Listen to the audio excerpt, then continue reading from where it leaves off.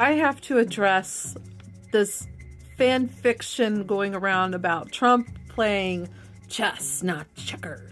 You know, this whole brilliant economic theory of him purposely crashing the economy to what? Save us trillions on interest on the debt that we owe and make it possible for Americans to achieve the dream of owning their own home and everything else. You know, the old land of milk and honey delusion. I want to first start off with this casino logic that I'm seeing from people like the older millennial.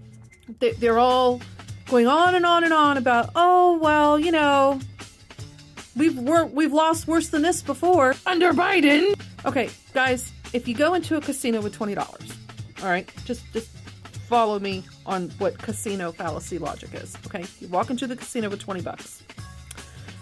You start winning, okay? You get up to 80, you get up to 150, you get up to $200, then you dip down to 80, and then you keep gambling now, because I only came in with 20 anyway. No big deal.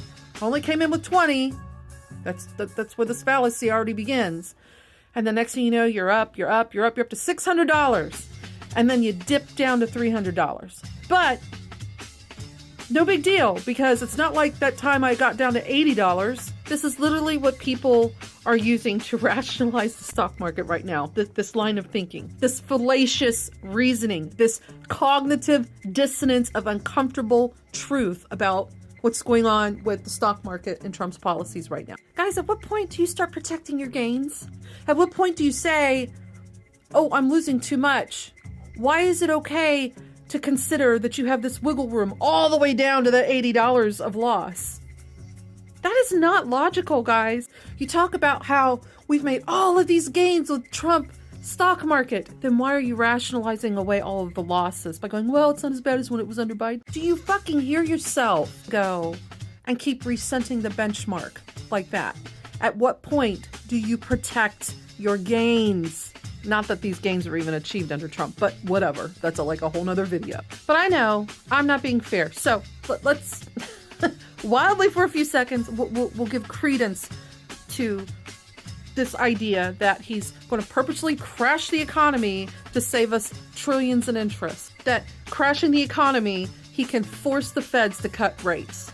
Last I checked, the feds don't take marching orders from the President of the United States. It's an independent agency, and they respond to data. They like science and math. What? You really think that they're sitting there going, we really want to lower these interest rates, but we'll wait for Trump to crash the economy first to balance our books? Again, the feds respond to data, but that does not mean they don't realize when something is being artificially created.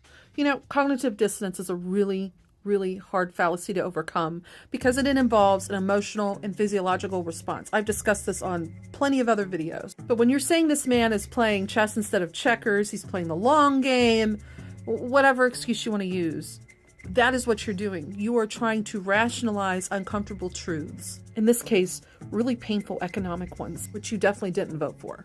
I realize that you're hoping that you wake up at some point, I guess in 2026, all right, that these long-term pains and gains and whatever are going to be realized. The reality is, though, this is a bad bet, okay? A very bad bet. A bad bet using casino logic where you're hoping that the house loses for once. But the reality is you're still going to have to cover all the fucking chips. But there's something even more tragic about this whole fan fiction theory that MAGA is running with to feel good about what's happening. And that is the past. We have been here before, guys. We have been here before. In fact, my last video, I break down just how much we have been here before. The last time Trump tried this maneuver, like exactly what he's doing now, we lost $5 trillion in unrealized stock market gains. With $5 trillion with a T. You know, our GDP literally shrank. As Americans, we were paying an extra $3 billion a month in tariff revenue, okay? And even with that revenue we were paying, we still ended up $7 billion in the hole. Oh yeah, and the exports went down 10%. We actually ended up importing even more.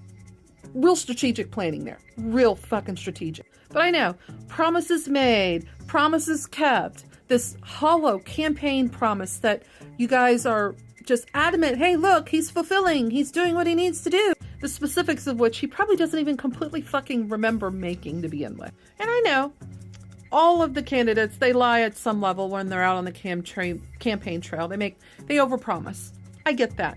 But I think he sold one of the biggest lies on the campaign trail successfully yet again, and that is his business genius. This man is not a stock market expert. He doesn't deal in the stock market. He has people he delegates that to. And if it doesn't work out, fire that intern for adding that guy to Signal Chat. Remember that? Like, he's already blaming a random intern with no name. Teflon Don, right? Teflon Don. Zero accountability. Let me break down a very succinct example of the cognitive dissonance in your skull right now that you are probably either unaware of or you're in denial of indulging. And I'm going to use his tariffs as the example. And no, I'm not going to talk about how we are the ones paying it, because I'm sure you've heard that by now and clearly you don't give a shit and think it's bullshit. Let's talk about these countries coming to knock on his door going, let's make a deal.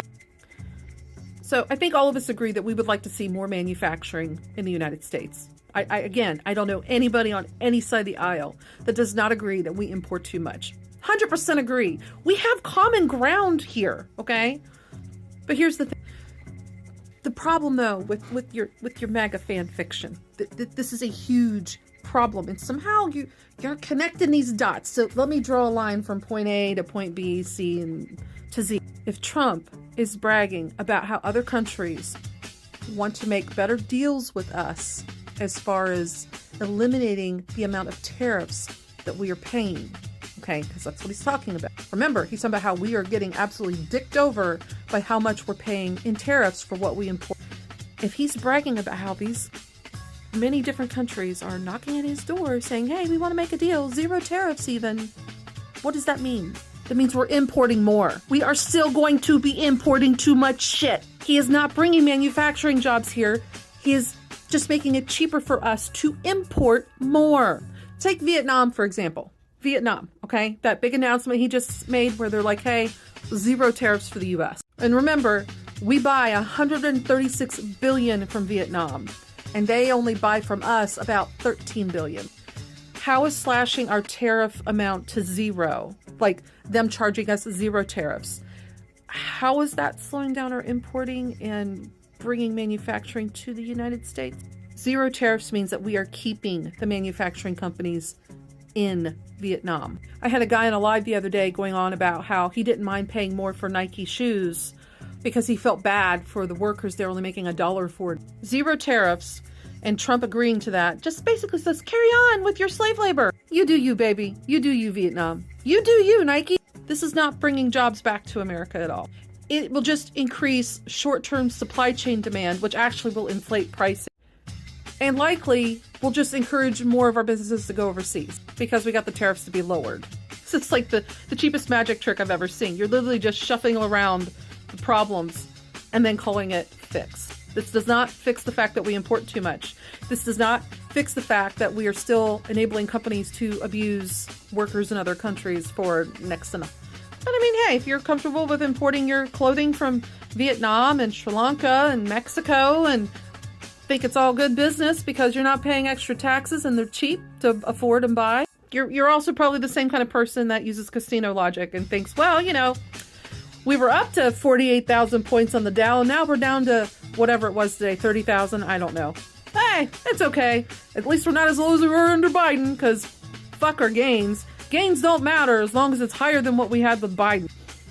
Y'all, seriously.